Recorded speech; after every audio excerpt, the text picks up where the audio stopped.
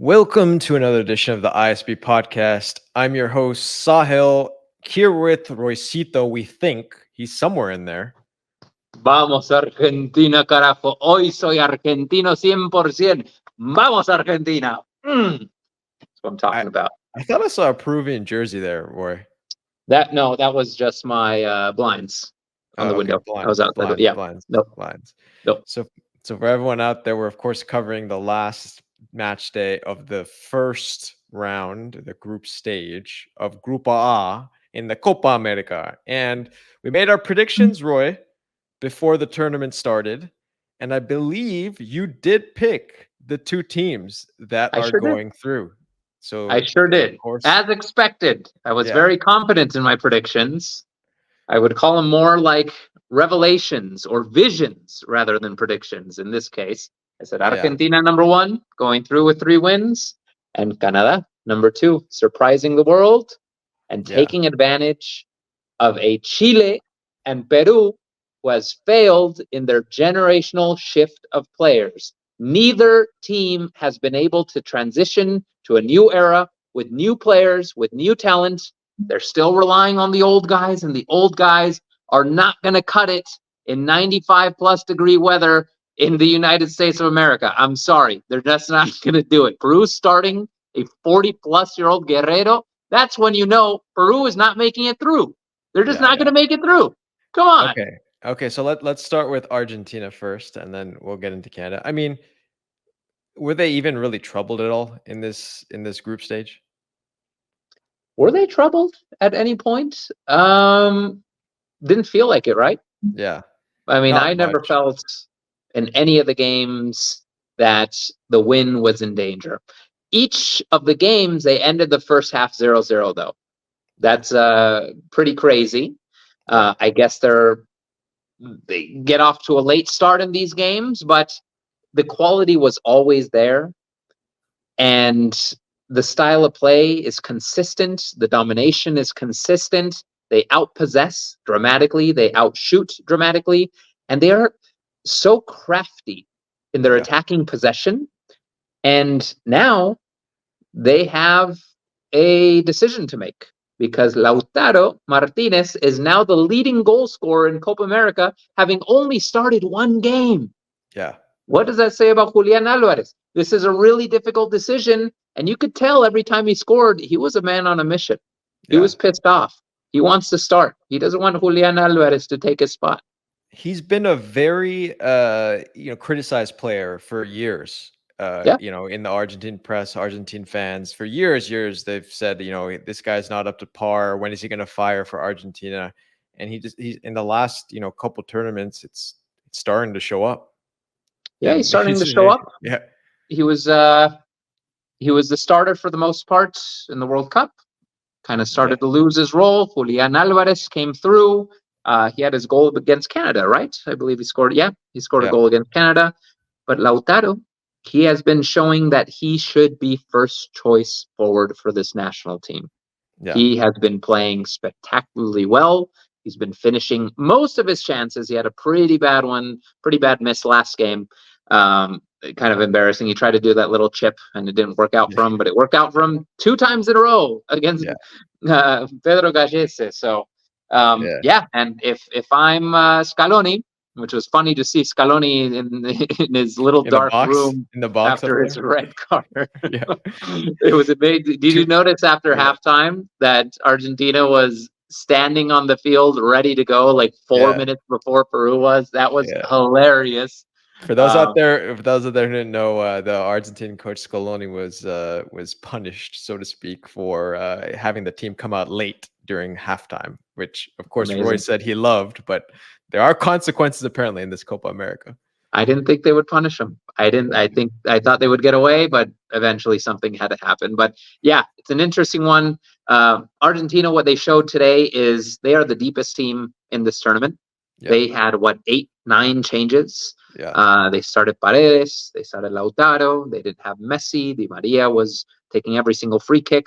Almost their entire back line changed. They started Palacios. Garnacho got playing time too. Look at that, So That's another storyline, man. Everyone's been calling for the 19-year-old to start, and did he come out and super impress? No. I think he's a player that requires a bit more space, especially laterally, in order to excel. And this Copa America, as many people may already know, it's being played in the smallest possible regulation size field. I don't remember the exact yardage, but it's as small as it gets. It's smaller than all these players are used to. It's something coaches are complaining about and players are complaining about. Something to do with the fact that they're playing in NFL stadiums.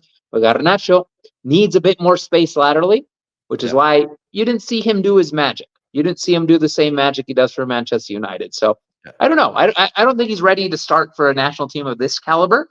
Maybe by the World Cup. We'll see. We'll need people to step up with Di Maria and Messi slowing down. Yeah.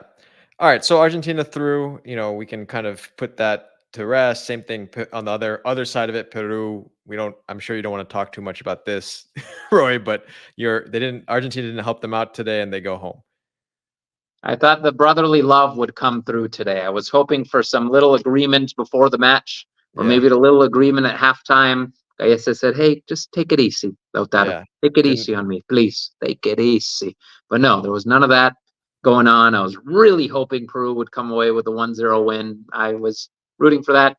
Get Argentina through in first, get Peru through in second. The dream wasn't meant to be. But we got Argentina against potentially Mexico. Could be. Potentially Ecuador. Could I have a feeling it's going to be Mexico, man. I have a feeling it will be as well. But okay, let's talk about our brothers to the north, because I think this is the story coming out of this group. Really, Canada did not play particularly well, I don't think, in any of the 3 matches. But they made it through. So what do you say about this team? Because at this point in time, they're the only team from CONCACAF who's through. Is that the second game that they played a man up? I believe it's the second game that Canada played. Yeah, because the Peru game. Yeah. So Peru and Chile, they played a man up for a good percentage of the game. Against Chile, it was 75 plus minutes. Yeah, with a man up. In neither instance, no, not at all.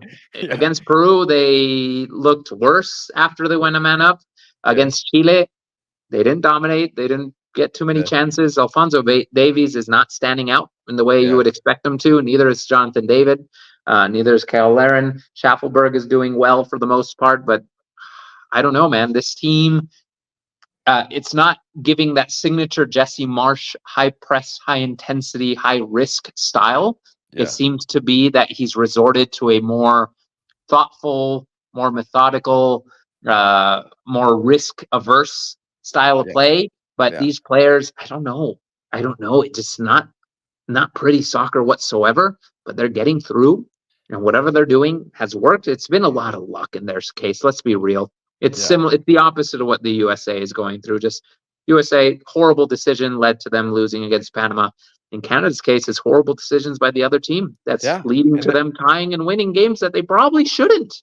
And that's the thing, and they're taking advantage. They're going to go into a quarterfinal. We'll see who they play. Could potentially be Venezuela, and this is sort of. So you got to give them credit though, because regardless of what's been produced on the field, they've made it through, right? They've made it through. They haven't done anything stupid, right? Like they haven't gotten the red cards themselves, and they've taken advantage. And like I said, for a team that I think we've wanted to see so much more from in terms of Canada, we haven't seen that. But on the one hand, they've made it through. So I don't know. It must be mixed emotions for them, I feel like. It's a weird one. I mean, I'm sure they're thrilled to have the opportunity to play another day. If they get Venezuela in the next round, they could be making the semis, man. And that's a wild thought. They could be making the semis. That is insane. This Canada team, what message is that going to send to the U.S. Soccer Federation? I'm sure Jesse Marsch is going to be sending a couple middle fingers in the mail directly to the U.S. Soccer Federation. But what a strange situation. What a strange tournament, man. It's been strange. So let's finish there. One final thought on Chile. As we at the end, they pushed for it as much as they could with 10 men, but in the end, the opportunity didn't come. So they'll be exiting. And, some of these new generation of players, you see the skill, though. And that's one thing that I do want to say about this Chile team. You're starting to see A that, little bit. that some of the guys who have gone away. There's a couple guys who may not fill their shoes necessarily, but there's talent there. Yep. There's some. Yeah. They're nowhere near the Chile 2015, 2016. Yeah. Even before that, even shortly after that. This isn't even close to the same team. Their best players are now aged out, probably shouldn't be starting. Alexis Sanchez. I mean, he works hard, but he's not the guy we know. He's simply Yeah. not the guy we He's know. not. Neither is any of the other players. But He's not the guy we know, but I still love the way they still they're still playing the same style, which I love about that. That's one thing that I do like about the Chilean team. sure. Always trying to go forward, always trying to score. So we'll go from there. Yep. All right. So that's that for Grupo A. Argentina, Canada get through. Exciting stuff in the Copa America, Roy. And now is where it gets real. Stuff starts to get real. I still feel sick about the USA, man. Yeah. I For still this feel video, absolutely sick to my stomach. If they don't get through, this Copa America won't be the same. It's a huge failed opportunity to bring soccer to this country, to bring new fans to the US national team as it so desperately needs. That's all I'm thinking about right now, man. I think Argentina is going to be fine. Argentina should make the final comfortably. But USA, no Copa America with USA. Oh, what a nightmare. What a well, nightmare for the Federation. Let's see how it all goes. Let's see how the Mexico fans feel about Argentina making the Mexico too, man. Let's see what final as happens. well. Let's see what goes on. But for today, we'll say congratulations to Canada as they make the next round, and congratulations to them. And everyone go have I don't know, some maple syrup or something out there. But if Good you're point. enjoying these videos, please subscribe to the channel and catch you guys tomorrow. Adios.